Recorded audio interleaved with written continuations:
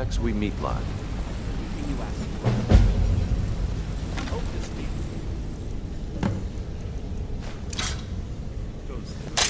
Putting quite a Not now, lad. Armaya said it was last set up a Yes? I don't understand. They were a sure thing, I swear. I promise you, all your questions will be answered. You just have to trust me. Brynjolf, the time has come to decide Mercer's fate. Until a new guildmaster is chosen, the decision falls to you. Aye, lass. And I've come to a decision. Mercer Frey tried to kill both of you. He betrayed the guild, murdered Gallus, and made us question our future. If you need marksman training and you've got the coin, I'm ready to teach you. Mercer is a nightingale, an agent of Nocturnal. It's all true. Everything I heard in the stories. The Nightingales, their allegiance to Nocturnal, and the Twilight Sepulchre. Yes. That's why we need to prepare ourselves and meet Mercer on equal footing. Just outside of Rift, beyond the southeast gate is a small path cut up the mountainside.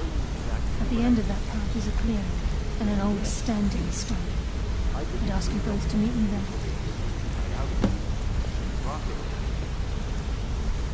I'm preparing to leave for the standing stone. What is it?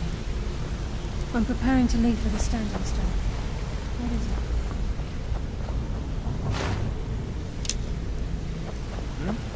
Good to see you again, friend.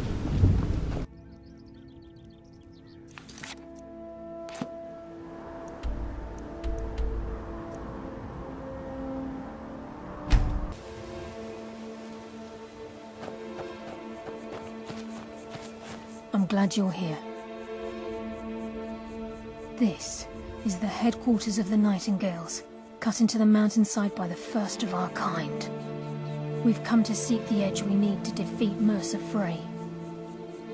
If you'll follow me, I'll try to explain on the way. Gallus, Mercer Frey and I were once members of what's known as the Nightingale Trinity. The Trinity disbanded 25 years ago when Mercer Frey betrayed us by slaying Gallus and dumping his body in the ruins of Snowvale Sanctum. Indirectly, the Trinity is usually selected from the ranks of the Guild, although its existence is a closely guarded secret. The Nightingales protect the Temple of Nocturnal, a place known as the Twilight Sepulchre.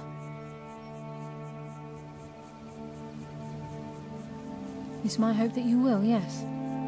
This way, please.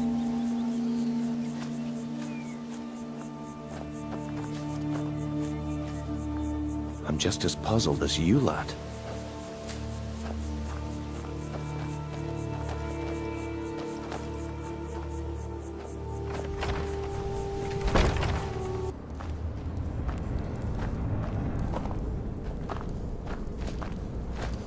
So this is Nightingale Hall. I heard about this place when I joined the guild, but I never believed it existed.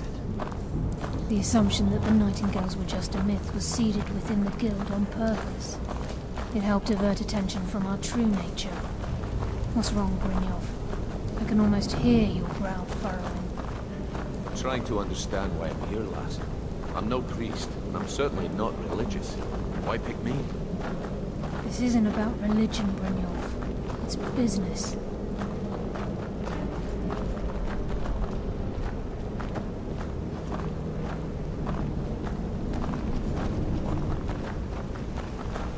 This is Nightingale Hall. You're the first of the uninitiated to set foot inside in over a century. Now, if you'll both proceed to the armory to don your Nightingale armor, we can begin the oath. I think we should trust the lass and take the deal. You appear hesitant to don your Nightingale. What's trouble?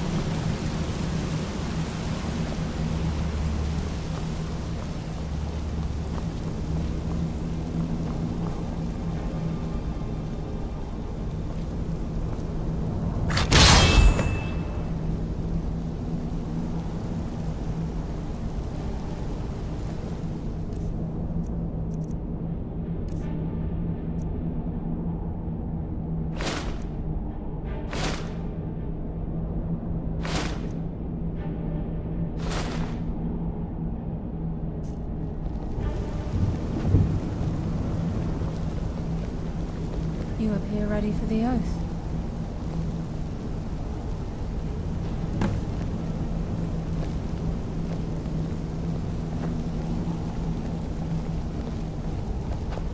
You appear ready for the oath. Time's wasting, and Mercer's still out there. Let's get this show on the road.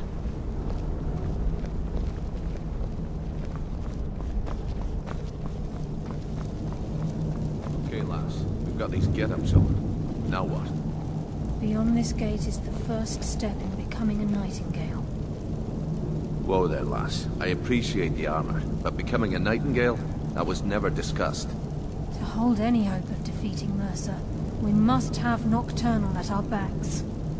If she's to accept you as one of her own, an arrangement must be struck. What sort of arrangement? I need to know the terms. The terms are quite simple, Brynjolf. Nocturnal will allow you to become a nightingale and use your abilities for whatever you wish. And in return, both in life and in death, you must serve as a guardian of the Twilight Sepulchre. Aye, there's always a catch. But at this point, I suppose there isn't much to lose. If it means the end of Mercer Frey, you can count me in. What about you? Are you ready to transact the oath with Nocturnal? Good. After I open the gate, please stand on the western circle.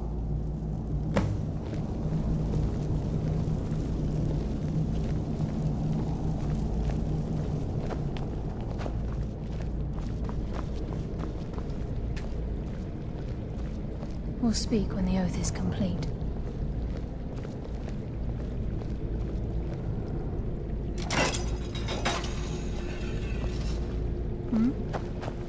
I think we should trust the lass and take the deal.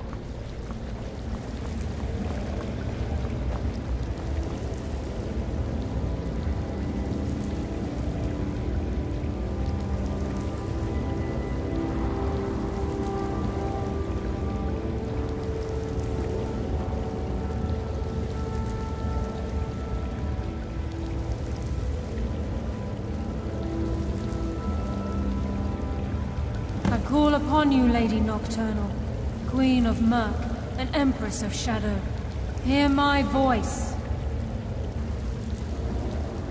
Ah, Carlia. I was wondering when I'd hear from you again. Lose something, did we? My lady, I've come before you to throw myself upon your mercy and to accept responsibility for my failure. You're already mine, Carlia. Your terms were struck long ago. What could you possibly offer me now?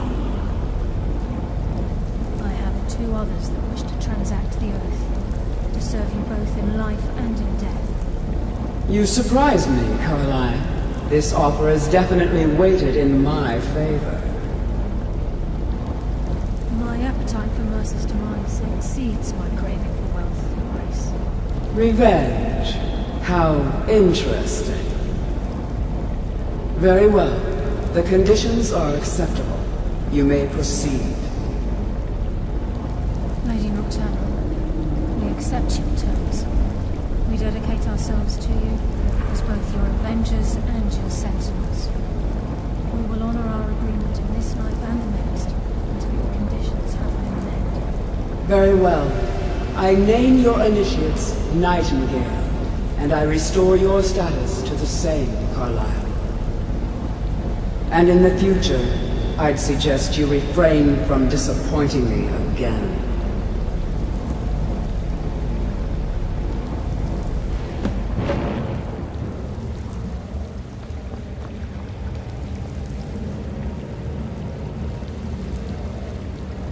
Now that you've transacted the oath, it's time to reveal the final piece of the puzzle to you. Mercer's true crime. Mercer was able to unlock the Guild's vault without 2 keys because of what he stole from the Twilight Sepulchre, the skeleton key. By doing this, he's compromised our ties to Nocturnal and, in essence, caused our luck to run dry. Well, yes, but the key isn't only restricted to physical barriers. All of us possess untapped abilities The potential to wield great power securely sealed within our minds. Once you realize the key can access these traits, potential becomes limitless.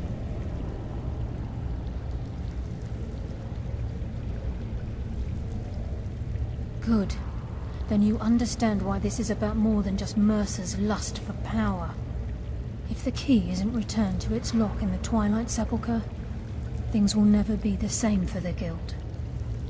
As time passed, our luck would diminish to the point of non-existence, and whether you know it or not, our uncanny luck defines our trade.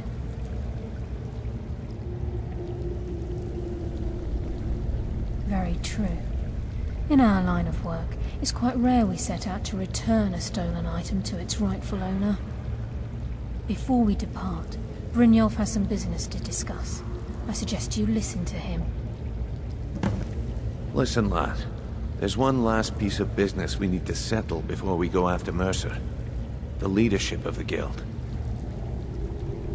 Carlia and I had a long discussion before you arrived here. Thanks to your efforts, Mercer's treachery has been exposed. After we deal with him, all that remains is restoring the Guild to its full strength. As a result, we both feel that you have the potential of replacing Mercer as leader of the Thieves' Guild. I've been at this game a long time, my friend. A long time. I've stolen trinkets from nobles and framed priests for murder. I'm good at what I do, maybe even one of the best, but it's all I know. I've never been one to lead. Never desired it, never cared for it. Don't want it.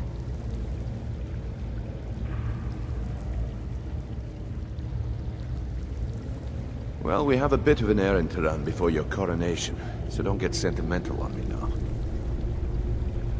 Then it's decided.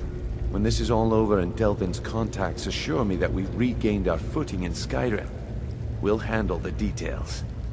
Until then, we have quite the task ahead. I've been poring over the plans you brought us, and I'm convinced the eyes of the Falmer are in the Dwarven ruins at Erkenthand. Carlia and I will meet you there. Prepare yourself, lad. This will be a fight to remember.